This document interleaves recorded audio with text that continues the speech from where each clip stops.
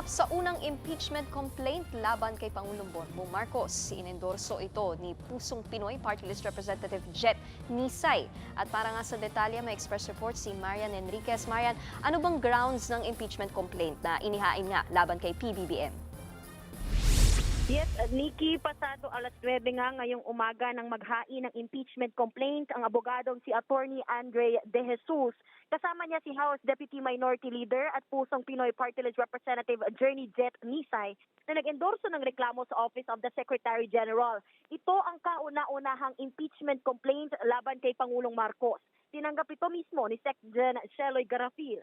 Ayon sa reklamo, ilan sa grounds for impeachment na nilatag ay culpable violation of the Constitution, betrayal of public trust at graft and corruption. Pinagtaksilan umano ni PBBM ang tiwala ng publiko sa pagpapahintulot nito na isuko o arestuhin si dating Pangulong Rodrigo Duterte para dalhin sa International Criminal Court at kabiguang i-veto ang unprogrammed appropriations sa General Appropriations Bill. Matatandang nag-rule ang Korte Suprema na labag sa saligang batas ang unprogrammed appropriations.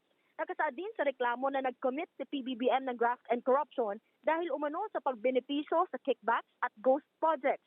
Pinunto rin ni Andres na sa impeachment complaint ang pagiging unfit to serve bilang Pangulo ni PBBM dahil sa issue ng umano'y drug addiction nito. Binuo rin daw ni PBBM ang Independent Commission for Infrastructure o ICI para umano protektahan ang kanyang mga kaalyado. Yan muna ang latest. Dito sa Kamara, balik sa'yo, Nikki. Maan, pero naka-break ang session ngayon, no? So ano bang mangyayari sa complaint?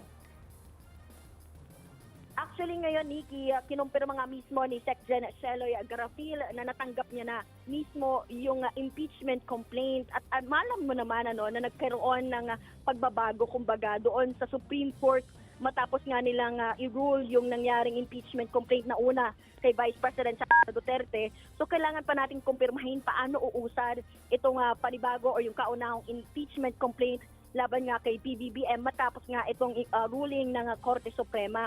Kasi kailangan mag-convene ang House Committee on Rules, House para at Committee on Justice para nga pag-usapan dahil kailangan nilang baguhin yung rules sa impeachment complaint or procedures ng impeachment dito sa Kamara. Nikki. Okay, yan muna ang express report ni Marian Enriquez. Mga kapatid, Nikki de Guzman po. Para sa pasada ng mga rumaratsyadang balita, mag-follow at mag-subscribe na sa social media pages ng News 5.